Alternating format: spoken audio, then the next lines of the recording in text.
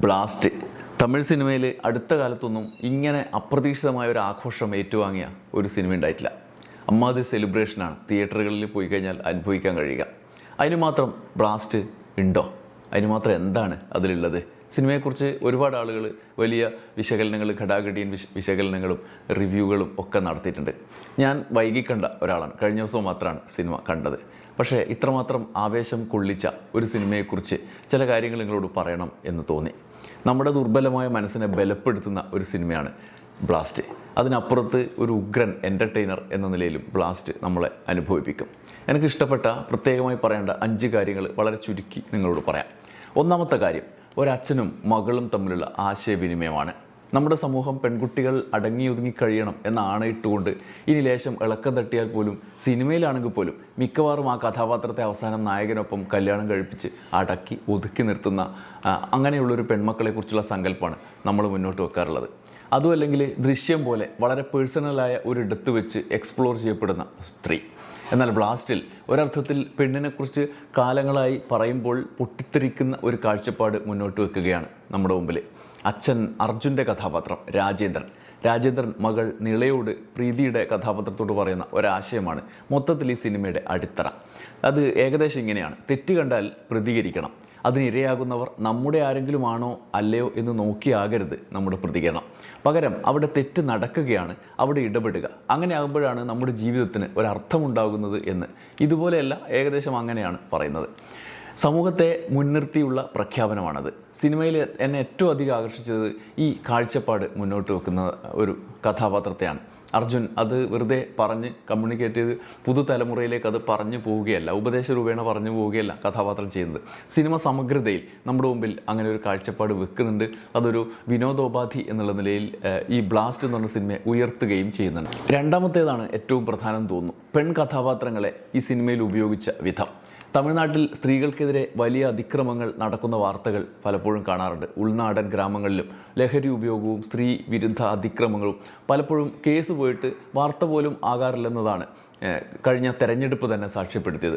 ഒടുവിൽ മുഖ്യമന്ത്രി വിജയ് സിംഗപ്പെൺ പടയെ തന്നെ അത്തരം ക്രിമിനലുകൾക്കെതിരെ രംഗത്തിറക്കാൻ തീരുമാനിച്ച് കഴിഞ്ഞ ദിവസമാണ് പ്രഖ്യാപിച്ചത്. കേരളത്തിലടക്കം പലപ്പോഴും സ്ത്രീ പ്രശ്നങ്ങളെക്കുറിച്ചുള്ള കാഴ്ചപ്പാടിൽ പുരോഗമനാത്മകമായ ആശയാടിത്തറ ഉണ്ട് എന്ന് പറയുമ്പോഴും ഉള്ളിവിടെ തൊലിയുരിഞ്ഞു പോകുമ്പോൾ സംഗതി അത്ര പന്തിയല്ല എന്ന് പറയേണ്ടി വരും. പെൺകുട്ടികളുടെ ആർത്തവാവധി ചർച്ചയായപ്പോൾ നമ്മൾ കഴിഞ്ഞ ദിവസം കണ്ടതാണല്ലോ. എന്തായാലും ബ്ലാസ്റ്റ് പതിവ് സിനിമാ രീതികളിൽ നിന്ന് വ്യത്യസ്തമായ ഒരു കാഴ്ചപ്പാട് മുന്നോട്ട് വെക്കുന്നു. അർജുൻ്റെ കഥാപാത്രവും അഭിരാമിയുടെ ഭാര്യ കഥാപാത്രവും മകൾ നിളയും പ്രീതിയുടെ കഥാപാത്രവും അടങ്ങിയതാണ് കുടുംബം.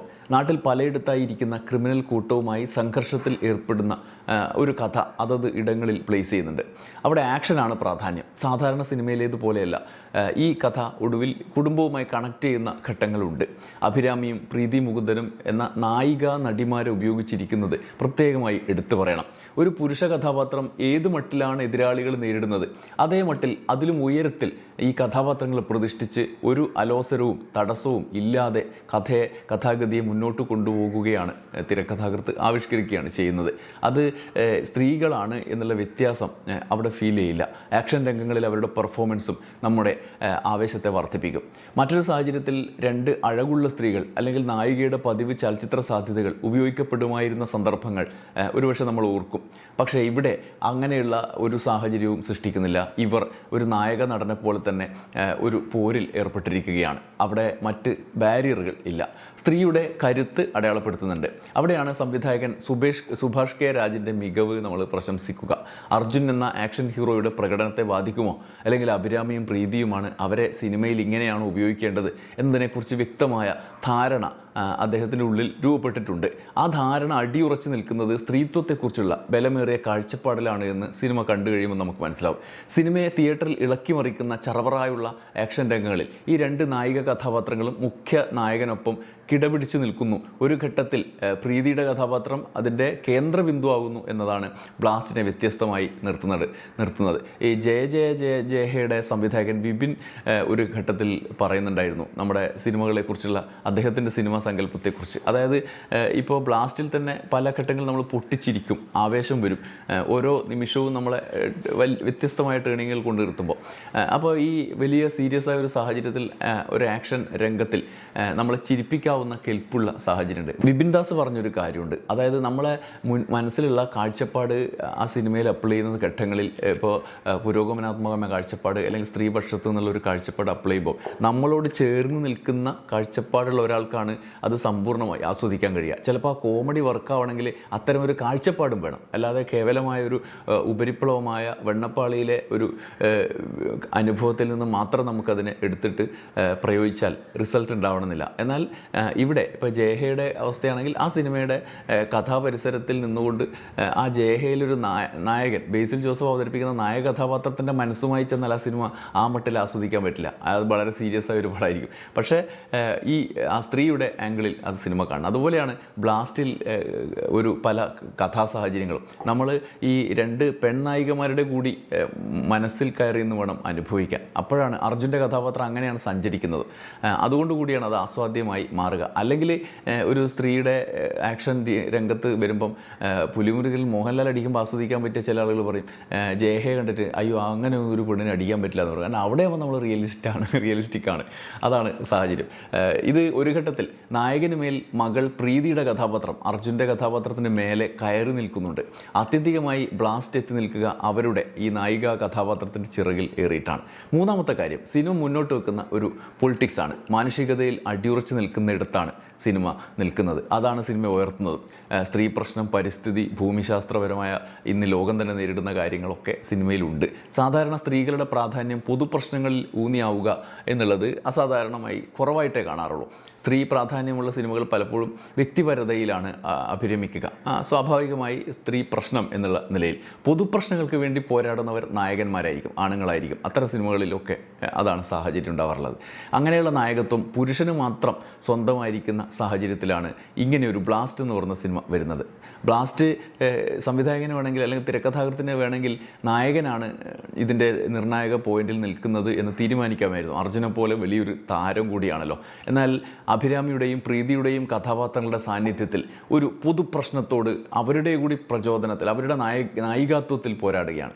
സിനിമയുടെ തന്നെ കഥാഗതിയിൽ നിർണായകമായ കാഴ്ചപ്പാടുകൾ മുന്നോട്ട് വെക്കുന്നത് പ്രീതിയുടെ കഥാപാത്രം ആണ് എന്നുള്ളത് കൂടി ശ്രദ്ധേയമാണ്. അവിടെ ഒരു ഘട്ടത്തിൽ അർജുൻ എന്ന അച്ഛന് പോലും നിർണായക തീരുമാനത്തിനായി മകളുടെ നിലപാടിന് കാത്തിരിക്കേണ്ടി വരുന്നുണ്ട്. അങ്ങനെ വ്യക്തിപരമായ പ്രശ്നം എന്നതിനപ്പുറത്തേക്ക് പൊതുപ്രശ്നത്തിലേക്ക് സ്ത്രീ നായികാത്വം കയറി വരുന്നു എന്നതാണ് എനിക്ക് കൗതുകമായി തോന്നിയിട്ടുള്ളത്. അടിസ്ഥാന രാഷ്ട്രീയ പ്രശ്നത്തിലേക്ക് കേന്ദ്രീകരിക്കുകയും ചെയ്യുന്നുണ്ട് സിനിമ. ഇനി നാലാമത്തേത്, അർജുനിൽ തുടങ്ങുന്ന ഈ സിനിമയിലെ ആക്ഷൻ കിങ് എന്ന് പറയുന്ന അർജുനിൽ തുടങ്ങുന്ന ഒരു സംഘടന രംഗങ്ങളുടെ സംഗീതാത്മകമായ ഒരു ഇഴയെടുപ്പമാണ്. ബ്ലാസ്റ്റ് തുടങ്ങുമ്പോൾ അഭിനേതാക്കളുടെ പേരെഴുതി കാണിക്കുന്നുണ്ട്. അതിലും പ്രത്യേകതയുണ്ട്. അഭിരാമിക്ക് ശേഷം അർജുൻ്റെ പേര് കാണിക്കുമ്പോൾ പണ്ട് കാലത്ത് നമ്മൾ കേട്ട ആവേശം കൊണ്ട് ആക്ഷൻ കിങ് എന്ന നിർവചനത്തോടെയാണ് പേര് വരുന്നത്.